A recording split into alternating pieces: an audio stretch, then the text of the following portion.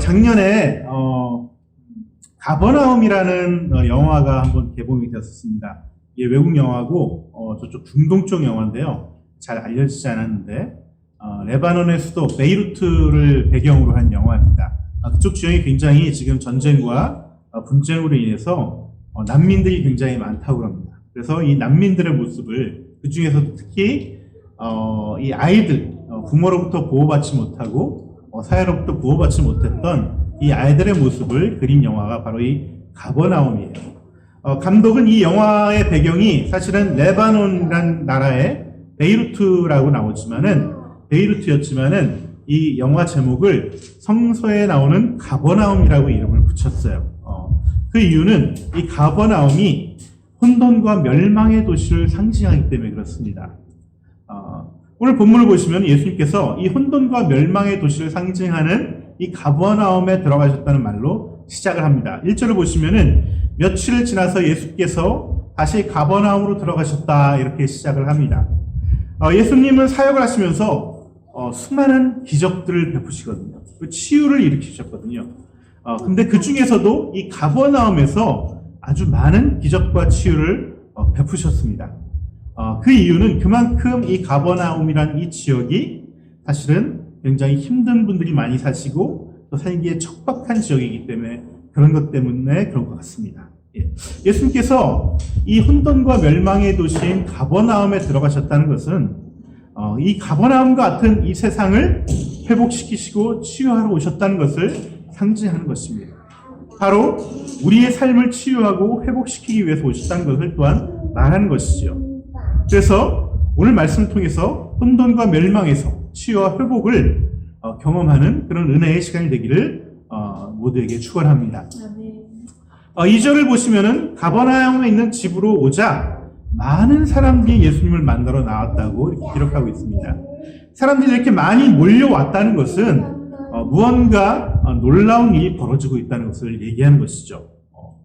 오늘 본문에 중풍병 환자 그 친구들이 나오는데 이들도 바로 이런 놀라운 일을 경험하고자, 즉 치유받고자 예수님 앞에 찾아온 것입니다. 근데 이 예수님께서는 이들을 오자마자 치유하시는 것이 아니라 먼저 뭘 하셨냐면은 말씀을 전했다라고 얘기를 하고 있습니다. 말씀을. 도대체 예수님께서는 어떤 말씀을 전하셨을까? 어떤 말씀을 전하셨을까? 사실 오늘 이 말씀 가운데, 이 본문 가운데 말씀을 전했다, 말하였다라는 단어가 나오는데 이 단어의 어떤 문법을 보면은 현재 영어로 따지면 현재 완료 진행형의 어떤 동사가 쓰였어요. 그 얘기는 뭐냐면은 그 이전부터 쭉 하시던 말씀을 계속해서 반복해서 하셨다는 것이죠. 그렇다면은 지금 보는 것이 2장이니까 그 앞에서 또 하시는 말씀이 뭔가를 한번 찾아보면은 이 무슨 말씀을 하셨다는 것이 나타날 것입니다. 그것이 바로 뭐냐면 1장 15절에 나오는 말씀입니다. 그 말씀을 제가 한번 읽어보면은 때가 찼다. 하나님의 나라가 가까이 왔다. 회개하여라. 복음을 믿어라. 이 말씀을 계속해서 전했던 것입니다. 네. 하나님 나라, 즉 천국이 가까이 왔으니까 회개하고 복음을 믿으라는 말입니다. 그렇다면 회개하고 믿어야 될 복음은 또 무엇일까요? 자, 우리가 복음이 뭐냐고 얘기하면 대답을 못하는 경우가 많습니다. 왜냐하면 우리가 복음 얘기하지만 복음이 뭔지 정확하게 우리가 알지를 못하기 때문에 그렇습니다. 네, 그래서 제가 오늘은 이 복음에 대해서 복음이 무엇인가에 대해서 같이 한번 나눠보려고 합니다. 복음이란 무엇이냐면요, 구약 성경의 수많은 예언자들이 선포하고 예언했던 그 약속들을 구약에 하나님께서 하셨는데 그 약속의 성취가 이루어지게 되었다는 것이 복음이라는 것입니다. 그러면 어떤 약속이 성취됐냐 하면은 첫 번째, 우리의 모든 죄가 사해진다는 그런 약속이 성취된다는 것입니다. 그리고 두 번째는 이 죄가 사해지면은 그 죄에서 모두가 자유해져서 모두가 하나님 뜻에 합당한 삶인 용서와 사랑과 화해의 삶을 살아갈 수 있는 능력을 갖게 된다는 것이 두 번째 약속의 성취입니다. 자, 다시 한번 정리하겠습니다. 두 가지 약속이 뭐라고 그랬죠? 하나는 우리의 죄가 모두 다 사해진다는 것. 그리고 그 죄가 사해짐으로 인해서 우리에겐 또다시 용서와 화해와 사랑의 삶을 살아갈 수 있는 능력을 갖게 된다는 것입니다. 이 두 가지 약속이 성취되고 이루어진다는 것이 복음이에요. 그리고 이 약속, 이 복음이 이루어진 삶, 이것이 바로 하나님 나라의 삶이고 천국의 삶이라는 것입니다.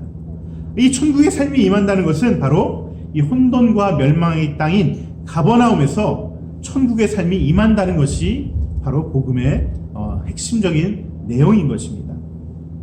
그래서 예수님께서는 이 약속을 이루기 위해서 오셨다는 것을 증명하기 위해서 지금 이 사건이 일어난 것이에요. 그러니까 다시 얘기하면은 예수님께서 이 약속을 성취하기 위해서 죄사함을 하고 죄사함을 통해서 우리가 사랑의 존재들로 다시 한번 회복되는 것, 이것을 위해서 오셨다는 걸 증명하기 위해서 중풍병자를 일으키는 기적을 베푸신 것입니다. 우리가 성경을 볼 때 예수님이 기적을 베푸시는 장면들이 자꾸 나오는데 이것을 보면은 정말 이런 일이 있었을까라고 의심이 되기도 해요. 만약에 그때 일어났으면 지금도 일어나야 되는 거 아니야? 근데 잘 안 일어난단 말이죠. 그래서 이 성경을 보다 보면 이런 기적들 때문에 어떤 분들은 성경을 도저히 믿지 못하겠다 이렇게 얘기하시는 분들도 계십니다. 또 믿었다가도 자기의 삶에는 기적이 일어나지 않아서 그만 믿음을 잃어버리는 분들도 계시다는 것입니다. 근데 이렇게 성경을 바라보면은 이것은 성경이 원래 의도했던 그 뜻을 제대로 이해하지 못한 거예요. 자기 마음대로 해석했기 때문에 자기가 하나님 성경을 믿지 못하고 또 성경으로부터 다시 한번 내가 시험 들어서 믿음을 잃어버리게 된다는 것입니다. 성경이 말하는 것은 예수님에게 죄사함의 권세가 있다는 것을 알려주고 그것을 믿게 하려고 기적을 베푸신 것이에요. 그것 때문에 기적을 베푸신 것이지 아무 때나 기적을 위해서 기적을 베풀었다는 것이 아닙니다. 오늘 본문을 다시 한번 보면서 이것에 대해서 한번 제가 설명해 드리겠습니다. 자, 5절을 보시면 이렇게 나옵니다. 예수님께서 그들의 믿음을 보시고 중풍병 환자에게 이 사람아 내 죄가 용서받았다 하고 말씀하셨다고 합니다. 근데 이 말을 들은 율법학자들은 어떻게 반응했냐면은 이 사람 봐라 이렇게 얘기하는 거죠. 자기가 뭔데 함부로 죄를 용서한다 만다 하는 거야? 죄 용서는 하나님밖에 못 하시는데 감히 새파랗게 젊은 녀석이 나타나서 이 당시 예수님의 나이는 30대 초반이었습니다. 거의 30이 된 나이였죠. 당시 율법학자들은 나이들이 다 많고 서기관들은 나이들이 많은 분들이기 때문에 이런 예수님을 인정하지 않았어요. 게다가 이런 젊은 어떤 청년이 나타나서 자기가 죄를 용서한다 그러니까 이건 정말 분노케 되는 것이죠. 어찌 하나님이만이 할 수 있는 것을 저 새파란 젊은 녀석이 한다고 이렇게 말을 하고 다니는 거야 그러면서 이 분노 게이지가 막 올라오는 거예요. 그래서 보시면은 이 율법학자들과 서기관들이 저 예수란 청년을 죽여야 되겠다라는 마음을 품게 되는 것이죠. 그런데 예수님은 바로 이들의 마음을 읽으셨어요. 그래서 바로 뭐라고 하시냐면 9절에 보시면은 이렇게 얘기합니다. 중풍병 환자에게 내 죄가 용서받았다 하고 말하는 것과 일어나서 내 자리를 걷어서 걸어가거라 하고 말하는 것 가운데서 어느 쪽이 더 말하기 쉬우냐 이렇게 물어보신 것이죠. 이 말이 무슨 말이냐면은 이 말을 이해하려면 당시에 사람들의 어떤 생각을 알고 있어야 돼요. 고정된 관념을 알고 있어야 됩니다. 당시에는 누군가 이렇게 고쳐지지 않는 병에 걸려 있으면 중풍병에 걸려 있다거나 아니면 눈이 멀어 있다거나 귀가 안 들린다거나 이런 병에 걸려 있다면 그 사람은 죄 때문에 죄를 지어서 이렇게 된 것이다. 혹은 그 부모의 죄 때문에 이렇게 된 것이다라고 생각을 했다는 것이. 그렇다면은 반대로 그 사람의 병이 고쳐졌다면은 그가 죄에서 사함 받았다라고 용서받았다라고 사람들은 그 당시 사람들은 생각을 한 거, 판단을 한 것입니다. 그러니까 이런 사람들한테 이런 당대 사람들한테 내 죄가 용서받았다 하고 말하는 것과 너의 병이 치유되었으니까 너의 자리, 너의 이불을 걷어서 이제 일어나서 걸어가라 하는 말 중에 어떤 말을 하는 것이 더 쉽겠냐라고 물어보는 거예요. 여러분 어떤 말이 더 쉬울까요? 네. 어떤 말이 쉽겠습니까? 내 죄가 용서받았다는 것과 너 일어나 걸어라 이런 말과 두 말 가운데 어떤 말이 더 쉽겠습니까? 당연히 내 죄가 용서받았다는 말이 더 쉽습니다. 왜냐하면은 죄 사함을 내 죄 사함을 받았다는 것은 한마디 이 말 한마디만 던지면 그만이에요. 너 죄 용서 받은 거야? 이렇게 얘기할 수 있습니다. 하지만 그 반대로 일어나 걸으라 하는 말은 이 말을 했는데 만약에 이 사람이 일어나서 걷지를 못했다면은 사실은 예수님은 그 자리에서 비난받고 웃음거리가 되고 조롱거리가 되는 것이죠. 그러니까 일어나서 걸으라는 말은 사실은 아무나 할 수 있는 말이 아닙니다. 굉장히 부담되는 말이고 어려운 말이죠. 반대로 내 죄는 용서받았느니라 이렇게 인자한 표정으로 뭔가 다 이루어진 것처럼 얘기하는 것은 굉장히 쉬운 거죠. 왜? 이거는 증명할 만한 것이 없습니다. 아무런 변화가 없더라도 너 죄 사함 받은 거야 라고 얘기해주면 되는 것이기 때문에 그렇죠. 그런데 이렇게 예수님께서는 죄 용서 받았다는 말 대신에 부담되는 말, 일어나서 걸어가거라 이 말을 하셨다는 것입니다. 왜 이 말을 하셨을까요? 이 말대로 이 말을 했는데 정말 이 사람이 치유가 돼서 일어나서 걸어가면은 예수님에게 바로 뭐가 있다는 것입니까? 죄사함의 권세가 있다는 것이 증명되기 때문에 그런 것입니다.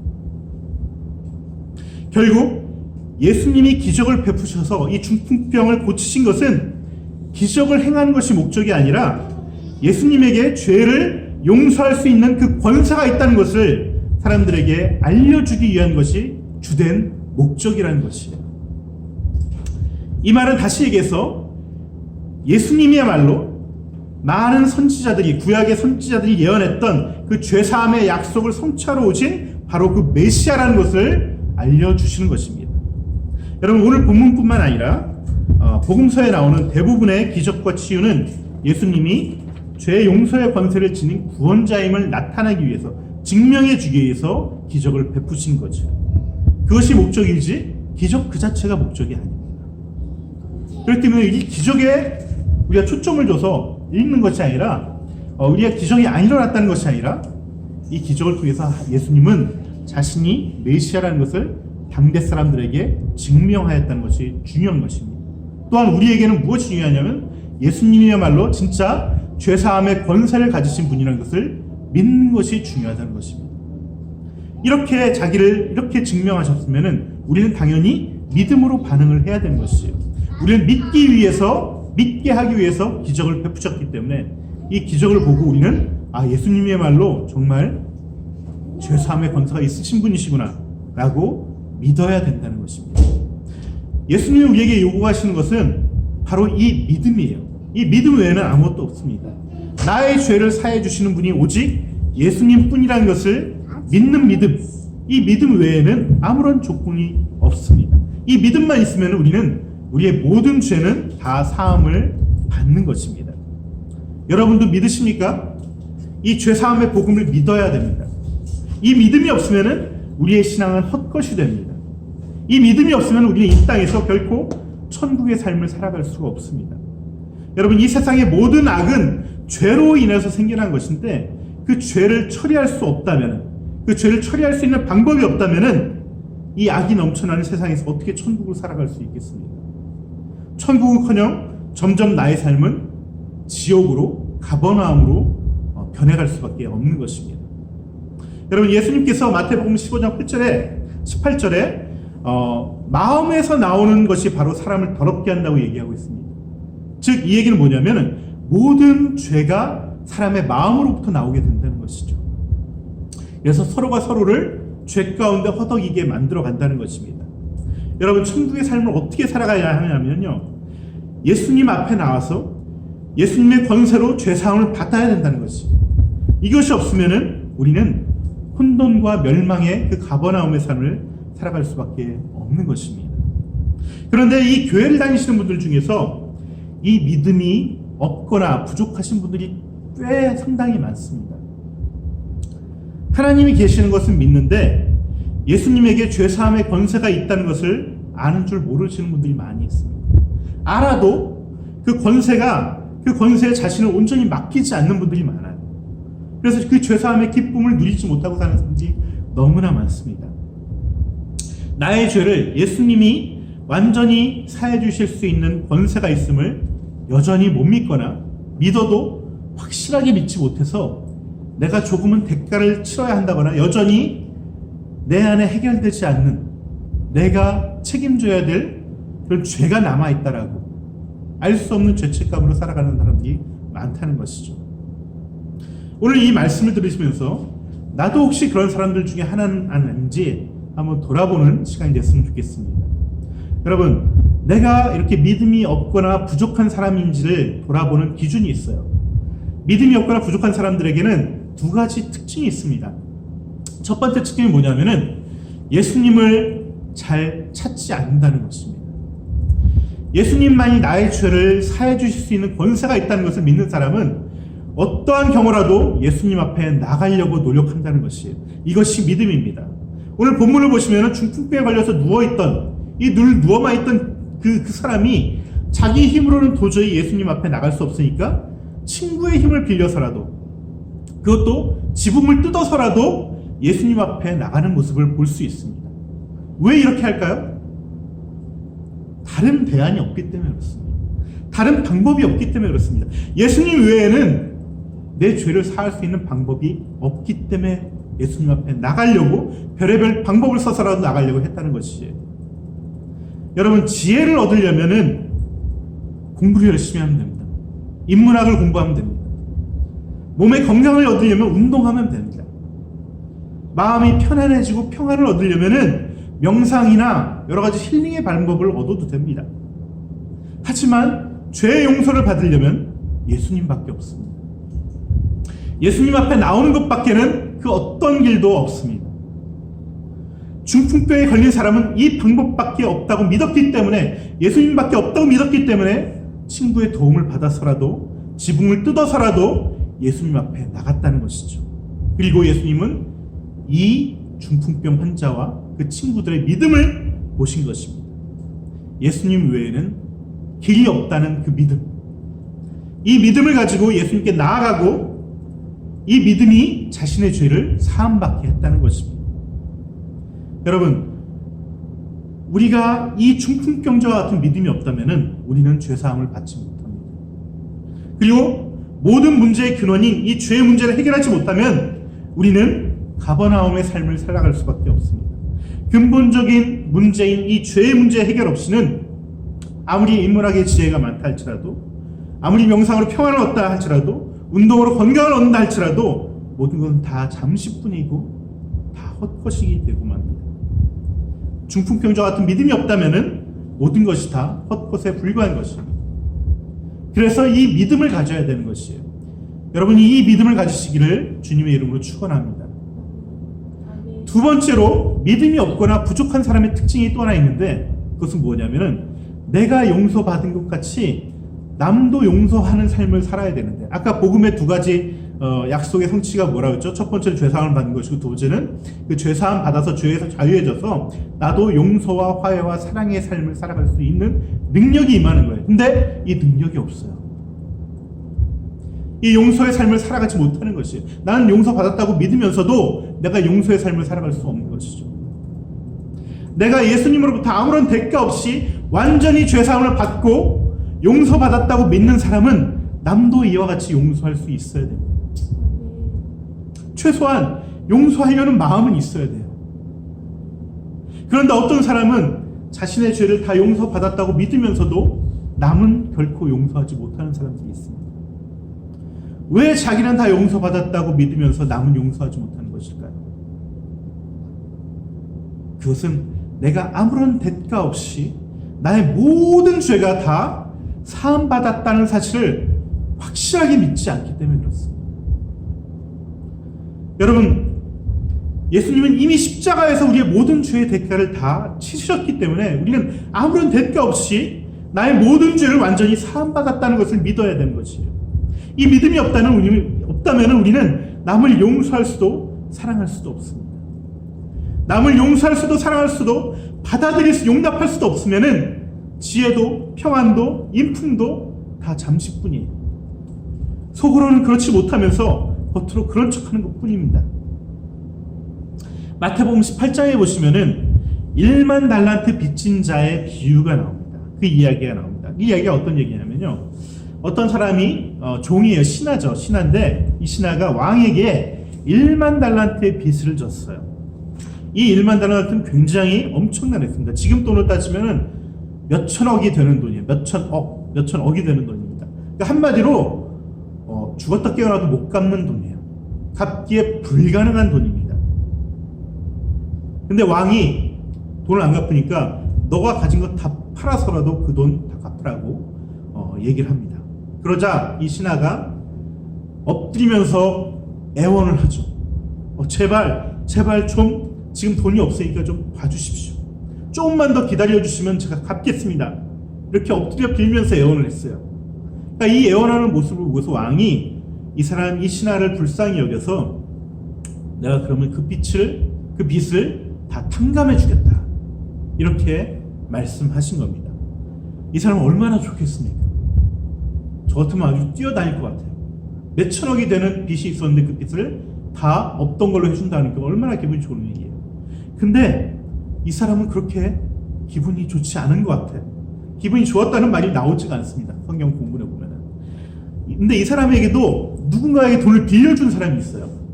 누구냐면은 자기가 아는 사람이 돈을 빌려줬는데 100데나리온이라는 돈을 빌려줬습니다. 이 100데나리온은 한 1000만 원 정도 되는 돈이에요.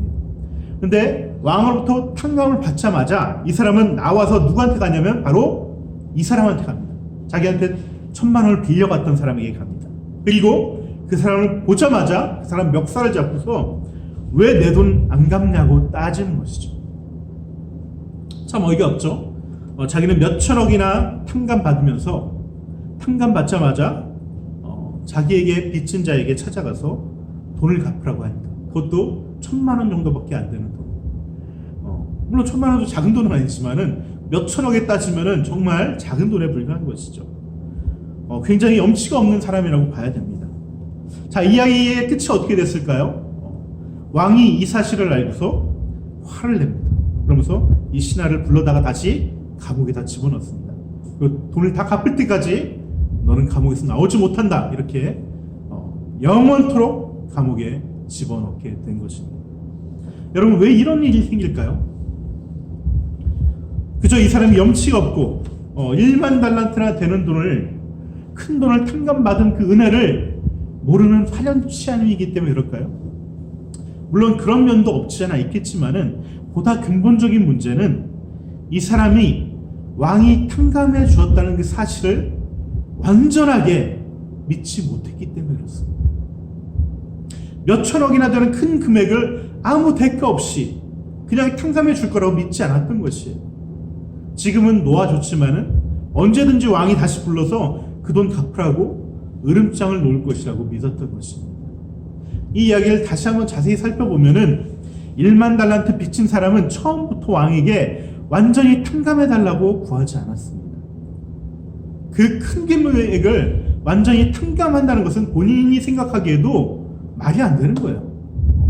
그렇기 때문에 이것을 탕감해달라고 구하지 않고 조금만 좀 지연시켜달라고, 좀 이따 갚게 해달라고 그렇게 구했다는 것이죠.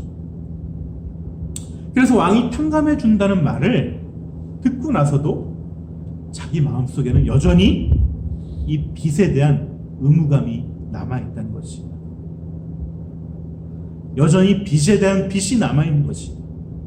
그래서 빚을 탕감받은 기쁨보다는 부담감과 두려움이, 미래가 앞으로 또 어떻게 이걸 해야 되지? 왕이 또 부를 텐데, 이런 마음이 여전히 남아있는 것입니다.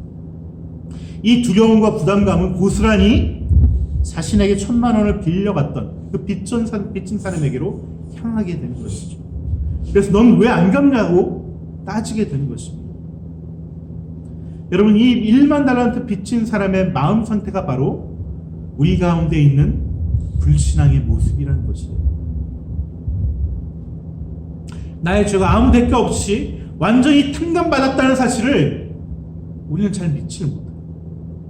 받아들이지 못해요. 그 엄청난 죄를 탕감받았다는 사실을 우리는 받아들이지 못하는 것입니다. 이것이 바로 불신앙의 모습이라는 것이죠.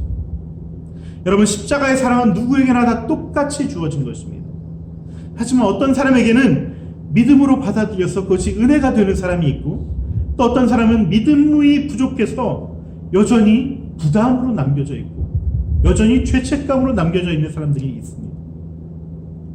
이렇게 내 죄의 문제가 완전히 해결되지 않았기 때문에 나 역시 남의 죄, 그 남의 잘못도 용서할 수가 없는 것입니다. 나의 죄가 완전히 탕감받았다는 이 은혜의 기쁨이 있는 사람들은 남이 나에게 죄를 짓거나 나를 힘들게 하더라도 내 탕감받은 그 은혜 때문에, 그 기쁨 때문에 그 죄를 용서할 수 있는 것이. 근데 그 믿음이 없는 사람은 남아있는 이 죄의 찌꺼기로 인해서 다른 사람의 죄를 끝까지 기억하고 용서할 수 없는 것입니다. 이렇게 용서할 수 없는 이 부족한 믿음이 나의 삶을 여전히 가버나움의 삶으로 살아가게 한다는 것입니다. 이제 말씀을 정리하겠습니다. 예수님이 이 땅에 오신 이유는 우리의 죄를 완전히 사하고 그 은혜로 서로 용서하고 사랑하는 세상을 만드시기 위해 오셨다는 것입니다. 그래서 예수님은 자신에게 죄사함의 권세가 있음을 중풍병자의 치유를 통해서 증명해 보이셨어요. 나에게 이런 권세가 있으니까 나에게로 와서 나를 믿고 죄사함을 받으라는 것입니다. 이 예수님의 권세를 믿고 죄사함을 받은 사람은 이제 그 은혜로 말미암아 용서와 화해와 사랑의 삶을 살아갈 수 있게 됩니다. 바로 천국의 삶을 살아갈 수 있게 되는 것이죠. 하지만 여전히 예수님에게만 있는 이 죄사함의 권세를 믿지 못하는 사람들이 있다는 것입니다. 그래서 이 사람들은 예수가 아니라 다른 곳에서 삶의 문제를 해결하려고 합니다. 온전히 믿지 못하는 사람들의 특징인 것이죠. 이 문제를, 죄 때문에 생긴 문제를 돈이나 지혜나 철학으로 해결하려고 합니다. 명상이나 힐링으로 해결하려고 합니다. 물론 이런 것들도 필요하고 도움이 되지만 근원적인 해결책은 되지 않는다는 것입니다. 세상 모든 악의 근원은 죄에 있습니다. 죄에 있습니다. 죄를 져서 악이 나오는 것이죠.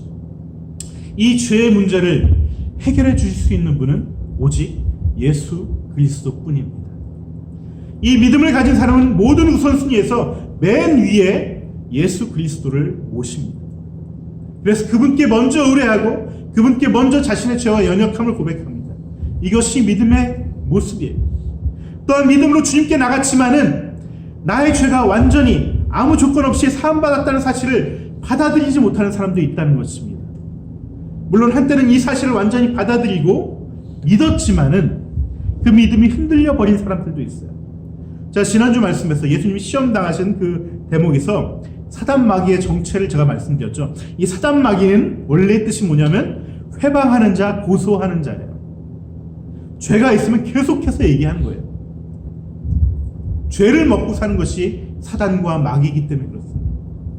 사단과 마귀는 끊임없이 내가 지었던 죄, 나의 죄성을 계속해서 들춰내고 고소하기 때문에, 일러 바치기 때문에 늘 찾아와서 내가 완전히 사함받았다는 그 믿음을 흔들어 놓습니다. 이게 사단 마귀의 미혹과 공격이에요. 이런 사단 마귀의 공격을 받아서 믿음이 흔들리면 나 역시 다른 사람의 죄를 용서하지 못하고 사해주지 못하고 사랑하지 못하게 되는 것입니다. 그 결과 끊임없이 분쟁과 다툼과 두려움과 분노의 고통 가운데 살아가게 된다는 것입니다. 여러분, 우리 모두는 하나님의 형상으로 지음을 받았습니다. 하나님의 형상으로 지음받았다는 것은 우리가 하나님처럼 사랑할 수 있는 존재, 죄를 용서할 수 있는 존재, 용납하고 받아들이는 존재로 만들어졌다는 것을 의미하는 것입니다. 우리가 하나님의 형상으로 만들어졌기 때문에 우리는 그러한 삶을 살아갈 때, 용서하고 사랑하는 삶을 살아갈 때 행복한 삶을 살아갈 수 있어요. 그렇게 만들어졌기 때문에 그렇습니다. 우리가 이러한 용서와 사랑의 삶을 살아가려면 먼저 예수님께 죄사함을 받고 그 죄에서 자유함을 얻어야 됩니다. 이 자유함을 얻으려면 예수님에게, 그리고 그 예수님에게만 죄사함의 권세가 있음을 믿어야 됩니다. 그리고 이 예수님의 권세는 아무런 조건 없이 우리의 죄를 하나도 남김없이 완전히 사할 수 있는 권세임을 믿어야 합니다. 이 믿음이 저와 여러분을 가버나움이 아닌 천국의 삶으로 이끌어가는 것입니다. 여러분, 사순절 두 번째 주간입니다. 예수님의 고난과 십자가를 바라보면서 예수님만이 가지신 죄사함의 권세를 우리가 다시 한번 믿음으로 받길 원합니다. 그리고 우리의 모든 죄가 완전히 사함받았다는 것을 믿음으로 받길 원합니다. 이 믿음을 가진 자들에게, 이 믿는 자에게 주어진 은혜와 기쁨이 우리를 사랑의 존재로 계속해서 성장시켜 나갈 것입니다. 같이 기도하시겠습니다.